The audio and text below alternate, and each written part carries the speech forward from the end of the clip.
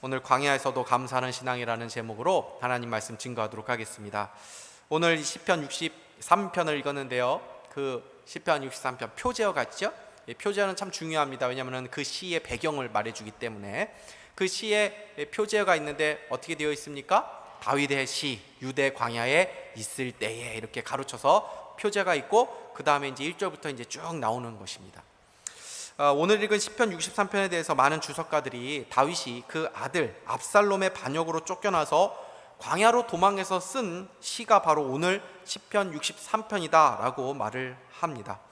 그러니까 지금 자신의 아들이 자신을 죽이려고 하는 그 기막힌 상황 가운데서 내몰려가지고 또다시 젊은 시절에 피난처였던 그 광야에 이 다윗이 왕이었는데도 불구하고 이제 다시 또 도망 오게 된 그 아주 기막힌 상황 가운데 있는 것이죠.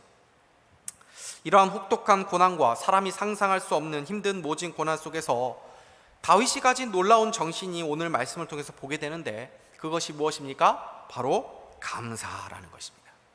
3절 4절 우리 같이 한번 읽어보도록 하겠습니다. 시작. 주의 인자하심이 생명보다 나음으로 내 입술이 주를 찬양할 것이라. 이러므로 나의 평생에 주를 송축하며 주의 이름으로 말미암아 나의 손을 들리이다. 아멘. 여기서 알 수 있는 것이 무엇입니까? 이 다윗의 모습 속에서 우리가 발견하게 되는 것이 무엇입니까? 성도는 어떠한 상황 가운데 있어서도 항상 주님을 찬양하고 감사할 수 있는 사람들이라는 것입니다. 이것이 하나님께서 우리에게 주신 놀라운 능력입니다. 세상 사람들이 흉내낼 수 없는 것입니다. 우리는 어떤 상황에서도 하나님께 감사할 수 있다는 것입니다. 믿음이 밥 먹여주냐? 이렇게 하지. 우리가 가진 믿음은 놀라운 것입니다. 우리가 어떤 상황에서도 하나님께 감사할 수 있게 하는 힘, 그것이 바로 우리 안에 있는 믿음이라는 것입니다. 오히려 우리는 고난 가운데 있을 때에 더 우리의 감사를 통해서 하나님께 영광 돌릴 수 있는 것입니다. 고난 가운데 있으십니까? 감사로 하나님 앞에 최고의 영광을 돌릴 수 있는 기회라는 것을 믿을 수 있기를 바랍니다. 우리의 믿음은 그런 것이라는 것입니다. 그렇다면 다윗은 어떻게 이 거친 광야에서 이 감사의 찬양을 부를 수 있었습니까? 그의 신앙과 그의 영적인 세계를 보면서 우리도 이 다윗의 감사의 능력을 얻는 복된 시간 될 수 있기를 주님의 이름으로 축복합니다. 첫 번째로, 다윗이 극심한 이 고난 가운데서도 하나님을 찬양하고 감사할 수 있었던 이유는 그가 무엇보다 하나님을 갈망하는 신앙을 가졌기 때문입니다. 오늘 1절을 다시 한번 우리 읽어보도록 하겠습니다. 시작. 하나님이여 주는 나의 하나님이시라. 내가 간절히 주를 찾되 물이 없어 마르고 내 육체가 주를 앙모하나이다. 아멘. 그냥 읽으면은 그냥 쉽게 읽을 수 있는 그런 말씀일 수 있지만, 한번 잘 곰곰이 생각해 보면은 좀 이해가 되지 않는 부분일 수가 있습니다. 왜냐하면 지금 어떤 상황이라는 것입니까? 물이 없어 마르고 황폐한 땅에 본인이 있다는, 이 다윗이 있다는 것입니다. 그러니까 물이 없으니까 몹시 지금 목이 마른 그 고통스러운 상황이죠. 이런 상황에서 간절히 찾게 되는 것이 무엇입니까? 물이죠. 왜? 물이 없어서 고통하고 있으니까 물을 찾는 것입니다. 물이 없는 그 광야에서 심한 갈증을 느끼는 사람에게는 보석도 필요 없습니다. 그냥 알사탕만한 그런 다이아몬드 있어도 그것이 소용이 없는 것입니다. 오히려 그것 주고 물 한 병 얻을 수 있으면, 지금 목이 말라서 죽을 위기 가운데 있는데 보석이 무슨 소용이 있습니까? 다이아몬드가 무슨 소용이 있습니까? 그거 주고 물 한 병 얻는 것이 나은 것입니다. 물이 없어서 갈급한 영혼들은 그렇게 물을 찾는 것입니다. 그런데 물이 없어서 너무나도 목이 마른 이 상황에서 다윗은 지금 갈망하고 있는 것이 물이 아니라 하나님이라는 것입니다. 물이 없어 마르고 황폐한 땅에서 내 영혼이 주를 갈망하며 내 육체가 물을 원하는 것이 아니라 내 육체가 주를 앙모하나이다. 사막에서 목이 마른 사람이 오직 물을 갈망하는 것처럼 이 다윗은 지금 오로지 나는 온통 물생밖에 없는 그 사람들처럼 나는 온통 하나님만을 갈망합니다 라고 말하고 있다는 것입니다. 이게 다윗의 놀라운 신앙이라는 것입니다. 시편 63편 전체를 우리가 읽었지만 여기서 다윗이 하나님에게 어떤 하나님 외에 무언가를 간구하고 있는 것을 우리는 발견할 수 없습니다. 지금 다윗이 어떤 상황입니까? 모든 것을 다 잃어버린 상황이죠. 얼마 전까지만 해도 왕이었습니다. 왕은 모든 것을 다 가진 사람입니다. 그런데 지금 어떤 상황입니까? 다 잃어버린 상황이죠. 왕위도 잃어버렸습니다. 그리고 자식도 잃어버렸습니다. 모든 것을 다 잃어버렸습니다. 얼마나 잃어버렸는가? 목이 마른데 물도 마실 수 없을 만큼 다 잃어버린 상황이라는 것입니다. 그런 상황에서 자신은 자기가 잃어버린 왕위나 다시 궁으로 돌아가기 위해 하나님께 간구하고 있지 않다는 것입니다. 건강을 잃어버릴 수도 있습니다.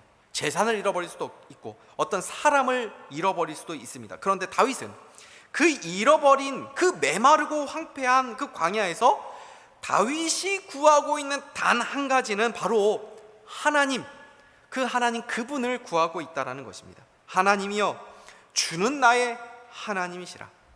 다윗은 하나님만 계시면 자기는 이 상황 가운데서도 만족할 수 있다라고 믿은 것입니다. 이것이 다윗의 신앙이었습니다. 시편 27편 4절 보면 이러한 다윗의 신앙이 잘 나와 있습니다. 우리 같이 한번 읽겠습니다. 시작. 내가 여호와께 바라는 한 가지 일 그것을 구하리니 곧 내가 내 평생에 여호와의 집에 살면서 여호와의 아름다움을 바라보며 그의 성전에서 사모하는 그것이라. 하나님이 다윗에게 말씀하십니다. 네 소원 들어줄게. 네 뭘 원하니? 네 소원 한번 얘기해봐라. 다윗이 뭐라고 얘기했다고요? 제가 이걸 구합니다, 이것 구합니다 한 것이 아니라 저는 다른 것 바라지 않습니다. 하나님을 구합니다. 이렇게 말했다는 것입니다.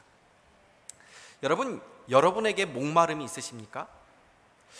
그 목마름은 무엇 때문이라고 생각을 하십니까? 내가 어떤 목표한 그것을 내가 달성하지 못해서, 내가 원하는 그것이 있었는데 그것을 내가 누리지 못해서, 그걸 가지지 못해서, 또는 어떤 문제 때문에, 어떤 그 사람 때문에, 그것 때문에 내가 목마르다고 생각을 하십니까? 그것이 아니라 우리에게 중요한 것은 우리가 어떤 상황에서도 하나님을 누리는 것, 이것이 중요하다는 것입니다.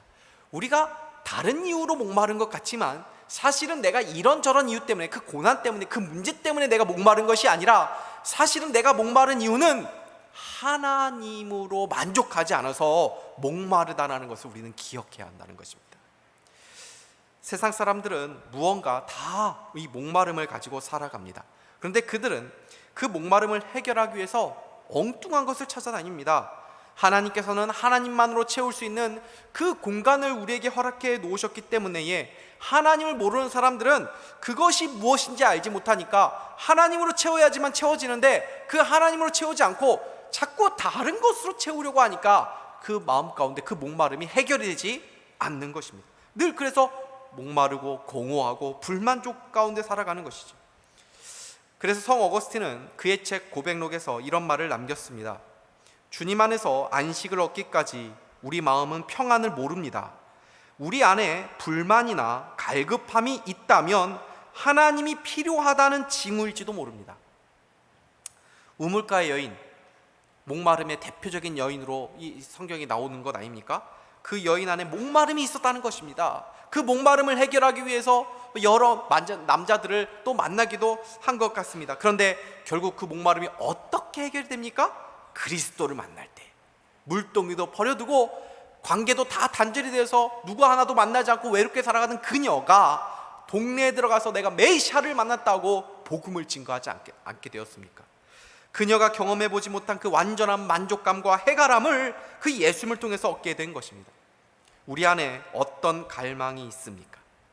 오늘 우리가 생각해야 될 것은 우리 안에 하나님에 대한 갈망이 있는가? 이것이 중요한 것입니다. 여러분 마음 가운데 하나님에 대한 갈망이 얼마나 있습니까? 문제가 있습니까? 광야를 지나고 계십니까? 문제 해결도 중요할 수 있습니다. 광야를 벗어나는 것도 필요한 일일 수 있습니다. 그런데 그것이 아니라 그것보다 더 중요한 것은 내가 그 상황 가운데 지금 하나님을 얼마나 갈망하고 있는가? 이것이 중요하다는 것입니다. 저도 마찬가지입니다. 목회를 하면서 한 번씩 제가 돌아봐야 될 것이 바로 이것이라고 저는 믿습니다. 저도 목회를 잘하고 싶은 마음이 왜 없겠습니까? 제가 부임해가지고 교회가 더 잘 되기를 바라지, 제가 부임했는데 갈수록 막 교회가 더 어려워지고 막 분란이 일어나고 이렇게 하면 제가 좋겠습니까? 교회가 더 아름답게 세워지기를 저도 원하는 마음이죠. 좋은 마음이죠. 그러나 제가 먼저 하나님과의 친밀함을 놓치면서 교회와 목회에 대한 열망만을 가진다면 거기에 어떤 인간적인 어떤 욕심이나 야망이 있을 수 있는 것 아닙니까? 목사지만 교회보다, 목회보다 더 앞서는 것은 바로 나와 나의 하나님을 누리는 것, 나의 하나님과의 친밀함을 누리는 것이라는 것을 제가 늘 기억하는 것입니다. 목회를 위해서 하나님과의 친밀함을 누리는 것이 아니라 하나님과의 친밀함을 누릴 때에 목회에 하나님께서 저절로 은혜를 주시는 줄을 믿습니다. 우리 모두 마찬가지입니다. 봉사가 우선이 아닙니다. 어떤 사역이 우선이 아닙니다. 무언가 하나님으로부터 받을 복이 우선이 아닙니다. 하나님과의 친밀함을 누리는 것이 우리 인생의 단 하나의 목적이어야 한다는 것입니다. 하나님으로부터 오는 어떤 복이 아니라 하나님 그분을 구하는 복된 우리 모두가 다 될 수 있기를 주님의 이름으로 축복합니다. 누가 하나님을 갈망할까요? 누가 하나님과의 그 친밀함을 누리고 싶어 할까요? 하나님과의 친밀함을 누려본 사람들이 그 하나님의 친밀함을 더 누리고 싶어하고 그 하나님을 더 갈망하게 되어 있는 것입니다. 다윗은 하나님의 선하심을 맛본 사람이었습니다.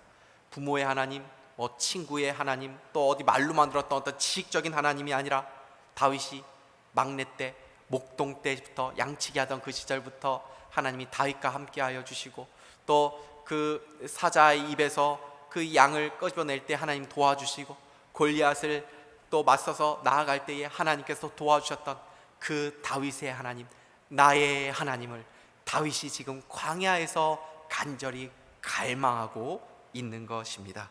그래서 다윗은 하나님이여 주는 나의 하나님이시라 이렇게 말하고 있는 것이죠. 그렇게 하나님을 갈망하고 찾는 자를 하나님이 만나주시고 하나님으로 인해서 만족감을 주시는 것입니다. 나를 사랑하는 자들이 나의 사랑을 입으며 나를 간절히 찾는 자가 나를 만날 것이니라. 다윗처럼 하나님을 갈망하고 하나님을 간절히 구하여 하나님을 만나고 그 하나님으로 인해서 어떤 상황에서도 감사하고 만족감을 누리는 저와 여러분 다 될 수 있기를 주님의 이름으로 축복합니다. 둘째로 그가 광야에서 하나님을 노래할 수 있었던 이유는 하나님을 자신의 하나님으로 확신하면서 자신이 어디 있든지 간에 그곳에서 하나님의 거룩한 임재와 영광을 맛보는 성소로 바꾸었기 때문에 그렇습니다. 1절과 2절 우리 다시 한번 읽어보도록 하겠습니다. 시작. 하나님이여 주는 나의 하나님이시라. 내가 간절히 주를 찾되 물이 없어 마르고 황폐한 땅에서 내 영혼이 주를 갈망하며 내 육체가 주를 앙모하나이다. 내가 주의 권능과 영광을 보기 위하여 이와 같이 성소에서 주를 바라보았나이다. 아멘. 총신대 구약학자인 김정우 교수님은 그의 책 시편 주석에서 이 바라나이다, 주를 바라보았나이다 라는 이 말이 성경에서는 지금 과거형으로 되어 있지만 이것은 기원형, 완료형이다 라고 말을 하면서 바라나이다를 주를 바라보기를 원합니다, 주를 바라보게 하여 주십시오 라고 해석될 수 있는 단어라고 그렇게 말을 하였습니다. 그러니까 이렇게 해석되는 거죠. 내가 주의 권능과 영광을 바라보기 위하여 이와 같이 성소에서 주를 바라보기를 원합니다. 다윗이 지금 어디 있다고요? 성소가 아니라, 궁궐이 아니라 어디라고요? 광야에 있다고요. 그러니까 이 말이 지금 무엇입니까? 다윗이 이 광야에서 무엇을 보기로 한 것입니까? 성소를 바라보겠다라고 말하는 것입니다. 광야를 성소로 바꾸기로 한 것입니다. 여러분, 성소가 어떤 것입니까? 하나님을 만나기 좋은 곳이죠. 너무나도 최상의 조건이죠. 하나님을 기도하고 하나님께 예배하기 너무 좋은 곳입니다. 그곳에만 있어도 저절로 은혜가 되는 곳, 그렇죠? 네, 그런 것이 성소죠. 우리에게 있어서 이 성소가 어디입니까? 산상교회죠. 얼마나 좋습니까? 이렇게 예배당만 들어와도 얼마나 우리에게 은혜가 됩니까? 우리에게 마음이 편안함을 주죠. 그래서 말씀과 성도의 교제를 통해서 이 주일에 우리는 다시 나의 영혼이 힘을 얻고 소망을 얻으며 은혜를 누리게 되는 것입니다.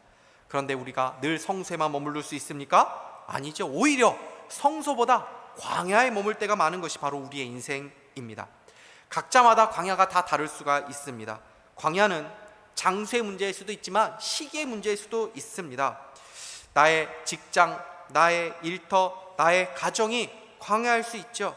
아이를 낳고 이 육아하는 기간이 이 젊은 부부들에게는 이 어떤 신앙적인 어떤 정책이라고 합니다. 말씀 보기도 힘들고 기도하기도 힘들고 예배드리기도 힘들고 계속 애를 챙겨야 되니까 너무나도 영적인 침체를 광야 같은 이 시간이라고 그렇게 말을 하더라고요. 어떤 분은 참 힘든 어떤 직장 생활이 광야가 될 수도 있고, 또는 어떤 분들은 직장을 찾는 그 지지부진한 어떤 그 취직 준비 과정이 광야가 될 수도 있을 것입니다. 또 오랫동안 경제적인 어떤 궁핍한 삶 가운데 있는 분들도 광야일 수 있고, 오랜 투병 생활이 광야가 될 수도 있고, 어떤 부분은 어떤 특정한 어떤 사람과의 오래된 어떤 그 갈등 관계가 광야일 수도 있습니다. 그런데 이런 곳에서 다윗이 어떻게 했습니까? 광야를 주의 영광과 권능을 바라보는 성소로 바꾸기로 결심한 것입니다. 다윗이 광야를 성소로 바꾸기 위해서 그러면 한 일이 무엇입니까? 우리는 어떻게 광야를 성소로 바꿀 수 있습니까? 그 광야에서, 내가 있는 그 시간에서 주님을 찬양하고 주님께 감사하고 예배할 때 그 광야가 주의 권능과 영광을 보낼 수 있는 성소로 바꿀 수 있다는 것입니다. 내가 환경은 바꿀 수 없지만 그것을 바라보는 나의 관점과 자세를 바꾸기로 한 것입니다. 그래서 보이는 그 황폐하고 물이 없어 보이는 광야를 바라보는 대신에 보이지 않지만 분명하게 함께 계시는 그 하나님을 바라보기로 한 것입니다. 그래서 2절에서 내가 주의 권능과 영광을 보기 위하여 이와 같이 성소에서 주를 바라보았나이다 라고 말한 이후부터 3절부터 나오는 것을 보면은 다윗 안에 어떠한 은혜의 역사가 있는지를 우리가 볼 수 있습니다. 하나님에 대한 다윗의 찬양이죠. 3절입니다. 같이 읽겠습니다. 시작. 주의 인자하심이 생명보다 나음으로 내 입술이 주를 찬양할 것이라.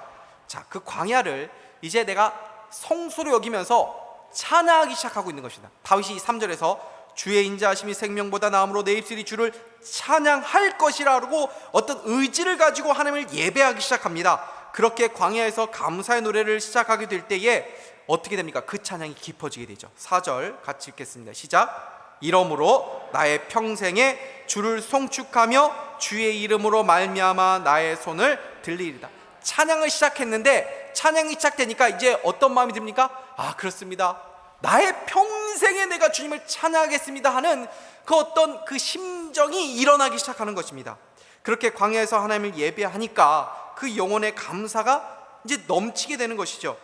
그러면서 영혼의 만족감을 이 다윗이 느끼게 됩니다. 5절을 읽어보겠습니다. 시작. 골수와 기름진 것을 먹은 것 같이 나의 영혼이 만족할 것이라. 나의 입이 기쁜 입술로 주를. 지금 물 한 방울, 물도 없어가지고 목이 마른 이 상황 가운데서 그 마치 자기 궁궐에서 진수성찬이 차려진 것보다 더 기름진 것을 먹는 것 같은 영혼의 만족감을 느끼고 있다라고 다윗이 이 광야에서 목마른 가운데 고백하고 있는 것입니다. 여러분, 우리가 언제 참된 만족을 누립니까? 여름에 그냥 좋은 곳으로 여행 가가지고 좋은 것을 먹고 누릴 때 그때 우리의 영혼의 만족감을 누리는 것이 아니라 하나님을 예배할 때, 하나님을 찬양할 때, 하나님께 감사할 때, 그 하나님만을 구할 때에 그 하나님으로부터 오는 그 골수와 기름진 것을 먹는 것보다 더한 영혼의 만족감을 누리게 된다는 것입니다. 광야에 계십니까? 다윗처럼 극심한 고난 가운데 계십니까? 하나님께서 내 평생에 주를 송축하며 주의 이름으로 인해서 주님을 찬양합니다 라고 고백할 수 있는 그런 은혜를 여러분들에게 주시기를 주님의 이름으로 축복합니다. 그리고 구원의 하나님으로 인해서 영혼의 만족을 누릴 수 있는 저와 여러분 다 될 수 있기를 주님의 이름으로 축복합니다. 이제 이러한 감사의 노래를 부르게 되니까 이제 다윗의 마음 가운데 하나님으로 인한 어떤 확신이 들기 시작합니다. 그 확신은 먼저 주님이 나를 붙드실 것이라고 하는 확신입니다. 8절과 9절 같이 읽겠습니다. 시작. 나의 영혼이 주를 가까이 따르니 주의 오른손이 나를 붙드시거니와 나의 영혼을 찾아 멸하려 하는 그들은 땅 깊은 곳에 들어가며 칼의 세력에 넘겨져 승냥이의 먹이가 되리이다. 잘 보십시오. 나의 영혼이 주를 가까이 따르니. 그래서 따른다는 말이 되었는데, 이 따른다는 말이 뭐냐면은 이 다바크라고 되어 있습니다. 이 뜻은 뭐냐면 이 붙든다라는 의미입니다. 따른다, 이 말이 뭐라고요? 붙든다. 이렇게 바꿀 수 있죠. 나의 영혼이 주를 붙드니 주의 오른손이 나를 붙드시거니와. 다윗이 하나님 앞에 감사했죠. 이 감사라는 게 뭡니까? 하나님 붙잡는다는 것입니다. 하나님을 찬양하고 하나님 예배한다는 것이, 내가 광야 가운데서 하나님을 찾는 거, 하나님께 감사한다는 것은 하나님 붙잡는다는 것입니다. 그럴 때 어떻게 한다고요? 하나님께서 어떻게 해주신다고요? 우리를 붙잡아 주신다는 것입니다. 자녀들을 두신 분들은 이제 자녀들을 다 키워보신 분들도 계시고, 아직 뭐 작은 자녀들을 두신 분들도 계시겠지만, 자녀들을 두셨던 분들은 다들 한 번쯤 경험을 해보셨을 것입니다. 자녀가 어린 시절에 3살, 4살 이렇게 좀 아장아장 걸을 때에 손잡고 길을 걸을 때가 있죠. 조그마한 고사리 같은 그 손을 붙잡고 걸어갈 때 있지 않습니까? 그러면은 그 어린 자녀가 부모의 손을 잡는 그 손아귀의 힘이 크지 않습니다. 그죠? 근데 그 작은 아이의 손을 붙잡고 이렇게 부모가 걸어가다 보면은 꼭 자녀들이 이렇게 걸려 넘어지려고 합니다. 한 번씩 이렇게 넘어지려고 할 때가 있습니다. 그럴 때 부모가 확 잡죠, 손을. 그렇게 해서 이 아이가 넘어지려고 할 때 넘어지지 않게 붙잡아 주신 경험들을 다들 해보셨을 것입니다. 무슨 말씀입니까? 우리가 고난 가운데 넘어지려고 할 때 자꾸 내 발에 자꾸 뭐가 걸립니다. 그럴 때에 감사라는 것이 무엇입니까? 하나님께 내가 붙잡는다는 것입니다. 근데 내 손아귀의 힘은 크지 않습니다. 힘이 세지가 않아요. 하나님을 내가 이렇게 붙잡을 때 하나님께서 가만히 계시는 것이 아니라 마치 부모가 자녀의 손을 붙잡는 것처럼 하나님께서 더 강한 손으로 우리를 붙잡아 주신다는 것입니다. 그래서 우리가 가다가 넘어지려고 할 때, 실족하려고 할 때에 하나님께서 그 순간에 내가 하나님의 손을 붙잡고 있으니까 하나님께서 더 큰 손으로 나를 붙잡으셔서 우리로 하여금 넘어지지 않도록, 완전히 실족하지 않도록 우리의 영혼을 지켜주신다. 이런 그림인 것입니다. 우리가 고난 가운데 있을 때, 어려운 가운데 있을 때 하나님을 붙잡는 마음으로 감사하게 되면 하나님께서 그 고난 가운데 넘어지지 않도록 능히 이겨낼 수 있도록 힘주시고 붙드신다는 사실을 믿으시기를 바랍니다. 뿐만 아니라 우리가 하나님으로 인해 감사의 노래 부를 때 하나님은 우리를 위협하는 모든 환난에서 우리를 건져내 주신다. 다윗이 그렇게 확신하고 있는 것입니다. 9절에서 10절 제가 읽겠습니다. 나의 영혼을 찾아 멸하려 하는 그들은 땅 깊은 곳에 들어가며 칼의 세력에 넘겨져 승량의 먹이가 되리이다. 다윗이 지금 해결할 수 없는 상황이죠. 압살롬이 지금 뭐 그 군사들이 다 지금 다윗을 찾고 있습니다. 다윗이 어떻게 자기가 뭐 힘으로 할 수 있는 상황이 아닙니다. 하나님이 도와주셔야 되는 상황입니다. 그런데 다윗이 하나님을 붙잡을 때, 하나님께 감사할 때 하나님께서 그 모든 상황을 해결해 주신다는 것입니다. 우리가 어떤 문제와 어떤 고난이 있을 때 그 문제를 내가 풀어갈 수 있으면 좋겠지만 풀어가지 못하는 상황도 있지 않습니까? 그때에 우리가 하나님을 신뢰하면서 감사할 때 어떻게 한다고요? 하나님께서 어떻게 해주신다고요? 우리의 그 문제를 하나님께서 알아서 해결해 주신다는 것입니다.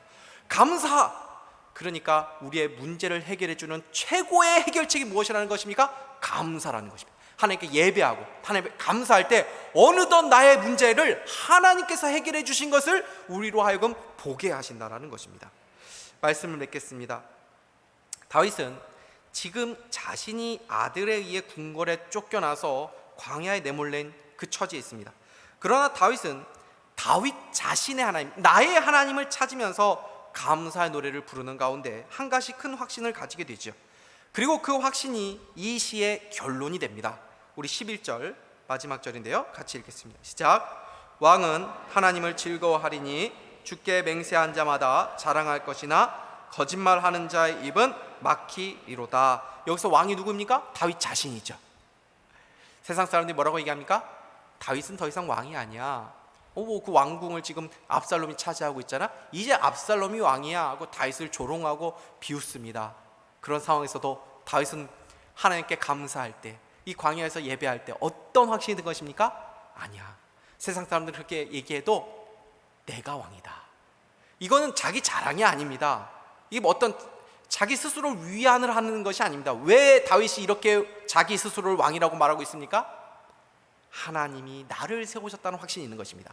압살롬을 하나님이 왕으로 세운 것이 아니라 내가 비록 광야에 내몰려 있지만 하나님은 나를 왕으로 세웠다. 하나님이 나를 인정해 주신다는 그 어떤 신앙의 확신이 있기 때문에 자신이 진정한 왕이라는 것을 다시 한번 확인하고 자신을 왕으로 세우신 그 하나님을 위해서 내가 즐거워하겠다라고 그렇게 고백하는 것입니다. 이것이 광야에서 다윗으로 하여금 하나님을 찬양할 수밖에 없는 이유였습니다. 그리고 이것이 바로 우리들 신자들의 정체성이고 세상 사람들이 흉내낼 수 없는 신자의 능력이고 신자의 어떤 신자의 명예라는 것입니다. 우리 안에 그리스도가 계시다면 우리는 모든 것을 잃어버렸다 해도 모든 것을 다 가진 자인 줄 믿으시기를 바랍니다. 이 믿음으로 왕의 자녀답게 어떤 환경에서도 나의 왕 예수 그리스도로 인하여 기뻐하며 감사할 수 있는 그러한 명예와 그러한 멋을 보여주며 살 수 있는 은혜가 저와 여러분 가운데 있기를 주님의 이름으로 축복합니다. 기도하겠습니다. 하나님 아버지, 오늘도 말씀을 통해 하나님을 갈망하는 마음을 우리에게 허락해 주신 것을 감사합니다. 광야 속에서도 하나님을 갈망하며 찾을 때 우리를 만나 주시고 우리를 붙잡아 주시는 그 하나님을 경험하며 감사의 노래 부르며 승리하는 우리 모두가 되게 하여 주시옵소서. 예수 그리스도의 이름으로 기도하옵나이다. 아멘.